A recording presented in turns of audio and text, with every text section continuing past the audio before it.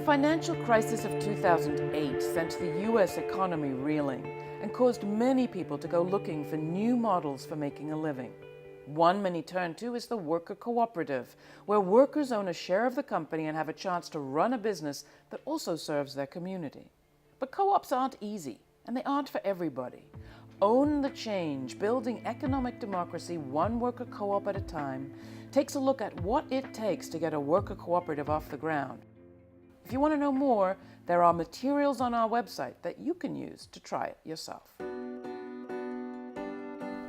Worker cooperatives can be an effective strategy to challenge the few companies that dominate the world economy. We really stopped seeing ourselves as an alternative, that we saw ourselves as the viable mainstream option for all the things, all the problems that everyone had been complaining about through economic troubles throughout the decades. Creating worker-owned businesses and creating them in a network and at a point that can scale, I think can be done anywhere, in any community. I mean, it's really believing that my labor and what I'm doing, it's really part of me and who I am. It's a win when we all succeed and we make profit and we're on time and on budget, and we all lose when we take a loss, when we have a learning curve or a project that unforeseen things pop up. It becomes like a collective knowledge. A lot of these things could be solved through what we had experienced as worker owners and as people who were able to apply that model to all these different sectors in cooperatives. Worker cooperatives are part of the international cooperative movement. Cooperatives are always based around their democratically run enterprises, so businesses that meet members' needs. In the case of a worker cooperative, those members are actually the people who work there. And so those members democratically control the workplace, not necessarily the day-to-day operations or even the week-to-week operations, but they at the very least elect a board of directors and have a voice in big decisions in the co-op. And also, where's this co-op really going? How does it treat its workers? What are our main business operations? All those big decisions workers have a voice in. And also, what's the management structure? And so what management structure do we want that best sort of fulfills the business needs and our sort of personal workforce and leadership development needs? We own the business jointly, and we operate in a democratic way. When we first started off, we did not think about forming it as a worker-owned cooperative. Then it came about, we started thinking that we wanted something different. We wanted something where we would feel empowered. We wanted something where we were in control of how we structured things. And we wanted something that was beneficial. We are all organizers in our own right, and we did not want to succumb to the pressures of private businesses and it being about money and not taking care of ourselves. We own it and we get to make the decisions for ourselves. We have the ownership over our space, so we are constantly like tweaking it and creating it and building it. We pay ourselves rather modestly, especially since we're reinvesting a lot into the company. But, you know, I feel like we all feel really empowered where we made it out of the typical system, and you can never go back once you've done that. We share out part of the surplus, the financial surplus that is made at the end of the year in good years. So each worker gets a slice of that pie. But we also get the chance to cross-train. So if I'm a driver, I can be trained to be a dispatcher or a mechanic. I mean, we've had a number of people gain skills in other jobs to move around the cooperative. There are a lot of difficulties in launching any business, including cooperative businesses. And I think that people sometimes can get so excited about a co-op that they forget all of the unpaid time and labor-intensive thought and expertise that goes into launching any viable, successful business. So we faced that with our eyes wide open, and we began as independent contractors for Aorta. And we said, well, how can we take the work that we're already doing independently and make it work better by pooling our resources and coming together and eventually forming a cooperative. You can't start up a worker-owned cooperative with the idea that you're going to make money right now. You have to start up a worker-owned cooperative with a vision of 10, 15 years from now, what you want to leave. We got our EIN number shortly after we started. And then we said, okay, this is official and we're going to do this. It took basically almost a year between the conception of the idea to when we launched. Circle of Life started about 6 years ago, founded by Joanne McNerney in Bellingham, Washington. She was taking care of her father at home and needed to hire caregivers to come into the home. And what she noticed was that in their other jobs, the caregivers were not making very much money, and they had no say in their working conditions. And so she thought a worker co-op would be just the perfect model for this group of people. And what she did was put out a public notice and ask caregivers around the county, are you interested in starting a business? Do you want to own your own business? Do you want to work in caregiving under a different model? And people responded. And this group of people met for about a year and a half and figured out how to start their co-op and got their business license, wrote up their bylaws, got licensed by the state of Washington, and opened their business. One of the biggest challenges that a lot of cooperatives face is they haven't really spent enough time thinking through their business model, their business strategy. It's really understanding the revenue structure. How is it that you're going to make money? It's understanding the customers, what kind of staffing is necessary, what kind of businesses or what kind of managerial talent do they need to have in order to make the business work? What is the problem or the need that you need to solve for someone? Because you need to create value for someone else in this business. And if it doesn't, then the business doesn't exist. It's not going to survive in the long run. So are you a viable, successful business that can create value over the long term and increase the value that you're creating as you grow? All of our lives we have been told that we was only this and we was only that. And New Era Cooperative allowed us to see that we was much more than that. Actually, what really surprised all of us, because we surprised ourselves, at Republic, we only thought that we only knew how to make windows, because this is what we were told, is that we were window makers. When we moved into our own plant, we found out that we was electricians. We found out that we was plumbers. We found out that we were people of industry. I found out I was a salesman.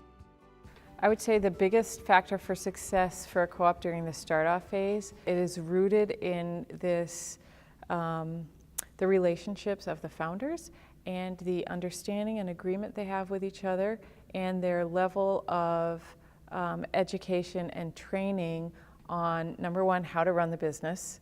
So there's just purely the business thing that any business needs to be successful. But number two, the democratic processes and structures that they're going to need moving forward to make the co-op be a successful cooperative democratic business. And to get really clear on what each founder is willing to contribute, what each founder expects to get out of it, having those really open, honest discussions amongst that group is really, really important. When we first started working together as a group, we weren't a co-op. We were just a group of friends working to get a permit. But as we worked together, we realized each one of us had a skill or a talent that balanced the whole group. No one of us individually could have gotten a permit. A lot of organizations toying with the idea or maybe getting into co-op development in low-income communities have experience in community organizing, social work, things like that are very valuable complements for cooperative businesses. They're an important piece of the puzzle, but they don't necessarily have experience developing businesses. So key to effective co-op development is developing great businesses and developing people, and the combination of effective human and business development. And most co-op developers emphasize one or the other. So I think building capacity to do both is a key need for the sector. There's too many times where cooperatives have started up and just been like, all right, we can do this, and then people realize that their whole lives they haven't been practicing democracy. Democracy isn't something that you do once every 4 years. Democracy is something you have to do every day in order to be good at it and to actually run a business with it. So the important thing is, learning how to be in meetings. So meeting before you start your cooperative, meeting about what your decision-making process is going to be like, the old phrase, deciding how to decide. Actually, discussing what your vision is, what your bylaws are going to be. People have to learn how to be note takers, have to learn how to facilitate meetings. There's too many times that co-op groups fall apart because people just don't know how to talk to each other, don't know how to have democratic conversations. And that's a process. It's not something that's going to happen overnight, and maybe some people have some of those skills already from other experiences, but too many times in our society that's just not something that we learn. Being a co-owner of a small business is a really intimate thing. And so we, first of all, our organizational structure is that we're all equal. We function on a consensus basis. We share tasks and responsibilities to the greatest extent that makes sense. We also believe in specialization and support one another. So consensus would be checking in when something is proposed, making sure that every single person is okay with going forward with that decision. Somebody can stand aside if they feel a little tentative about it, or they can say, let's try this for a little while and then revisit it later.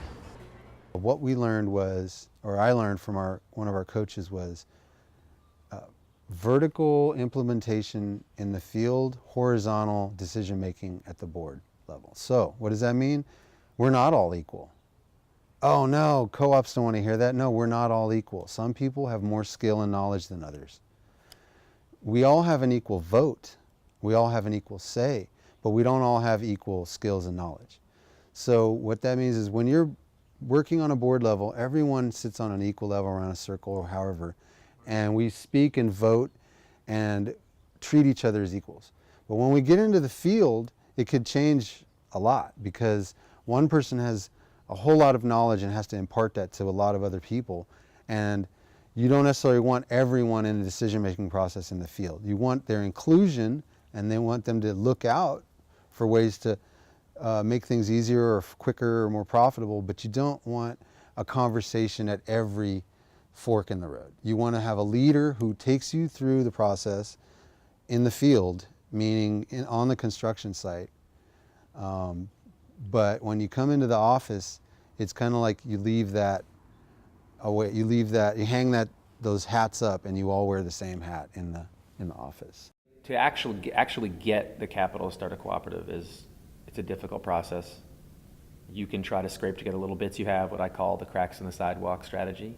You can go to a traditional bank and face the incredible amount of prejudice you'll get there, but not just prejudice, the desire of the financial industry to get the spoils of your work. That's the point of the capital industry. So to get at the terms you need, if you're actually going to own your own company and own the surplus of your work, is difficult. There are options like the working world. There are some other loan funds for worker cooperatives in the United States. There's the Cooperative Fund of New England, North Country Development Fund. But right now, the other options, people have used crowdsourcing. Again, that's actually another form of getting people to have capital. Maybe it's only $50, but getting them to have that be for the benefit of others, have that be so that people can use capital to their own ends. There were a couple issues that Union Cab faced when starting that, had they gone a different way, would have resulted in the failure of the enterprise. The first one was just raising enough capital.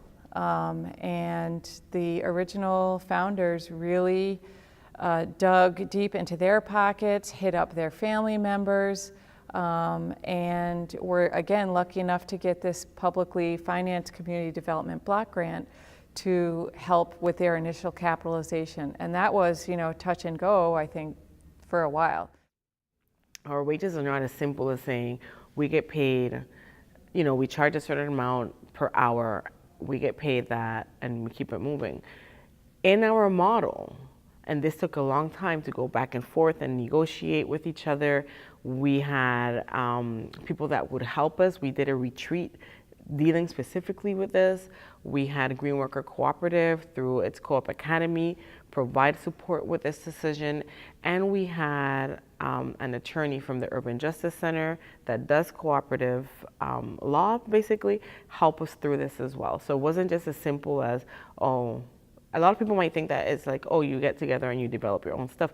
We do, but we also ask for support from the different skilled community that's out there to support worker-owned cooperatives. Well, everybody here makes the same wage, so there's no hierarchy between members at all. Everybody makes the same wage, and everyone's given the same amount of respect. So. At Union Cab, our pay disparity is 1 to 2.2. So from the very beginning phone answer to the business manager. Personally, I took a huge pay cut, but the benefits really outweighed the money. In the worker cooperative kind of scene, the term profit is not always used in the same way. Sometimes we think of it as surplus, like what is the surplus money after we paid all of our electricity bills, our things we're selling, and even our wages. So then we have the surplus, what's left over. We divvy up our profit at the end of the year, going through what we made as a whole, and putting back in what it takes to run the business for the next year to come. And we find out how much profit we can play with, and we divide it up to each employee in the cooperative. Our buy-in is $3,000, so we will take a paycheck deduction, and then once that is started, the worker owner will then get healthcare benefits, as well as we do other things like company-paid cell phones. And at the end of the year, we will give out a bonus, so to speak, if the shop were to make money. The profits that we make for the year will be divided equally amongst the worker owners and the shop. It's important for a startup co-op to be connected in networks of other co-ops, because there is a ton of resources out there for people trying to get something like this started. Free resources that you don't have to pay for. The U.S. Federation of Worker Co-ops has just compiled this amazing database of documents of other co-ops, documents, process documents, startup documents. And if you live in a part of the world where there are other co-ops, and you're wanting to start a co-op, just go hang out there, talk to the people, because really, just as an individual co-op enterprise can only be successful if there's good relationships amongst the members, the co-op movement as a whole can only really exist as a movement if the co-op businesses are engaged in these ever-expanding layers and levels of networks and cooperating with each other.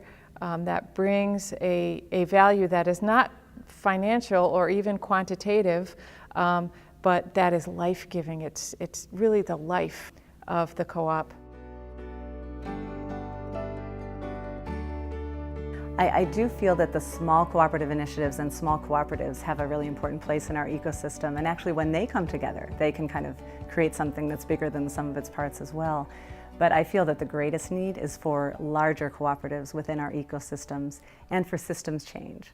We really do want to encourage businesses that are of scale, and scale can mean a lot of different things. So one of the most obvious ways is it's a business that employs a lot of people. So there are some examples like that, like Cooperative Home Care Associates has over 2,500 members, around 2,500 members, and that's a business of scale. There are other examples of scale which are businesses that are part of a network, and so a good example of that is the Arizmendi Bakeries. They are a network of small businesses, but as a group, they employ a whole lot of people and create real economic opportunity for a large set of workers through a series of interconnected small businesses. Project Equity, the group that I'm currently co-founding, is collaborating with other stakeholders to develop a blueprint for increasing worker ownership in the Bay Area. And we're actually looking at multiple pathways. So we're doing a co-op academy to support small-scale cooperative startups and growing cooperatives, because we think with a little extra support, business coaching, legal advice, and for co-op developers, some education about how to do co-op development effectively, that those initiatives can be more effective. And then we're also looking at business opportunities for larger scale worker cooperatives. So Allison, my co-founder, and I are going to be focused on developing cooperatives that can employ 50 to 100 or more people. So looking at scale very explicitly. And in the Bay Area Blueprint, we're also looking at opportunities for conversions of existing businesses into worker ownership. Within Puerto Rico, they actually have a Cooperative Development Commission, and this is part of the governor's cabinet. There's a position, and they've partnered with the Department of Education, and they have a goal to have a student owned cooperative within every single school in Puerto Rico.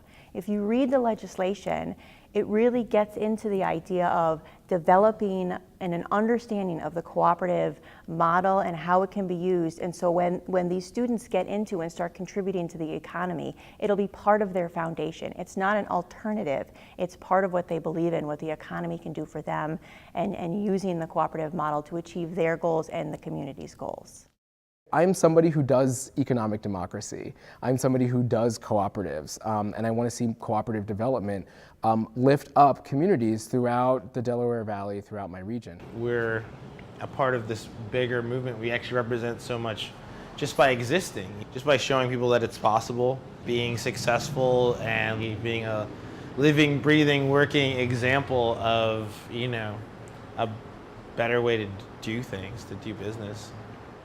I was in another form of a cooperative, but it wasn't my cooperative, and it was called sharecropping. I come from sharecroppers, and now I have my own company, and it feels so great. It feels so good.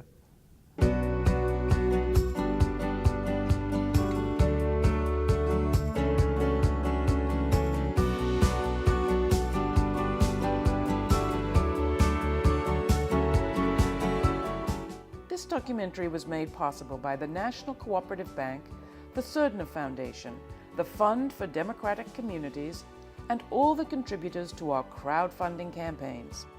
To find out more, we have how-to guides prepared. Go to either of these websites to learn more.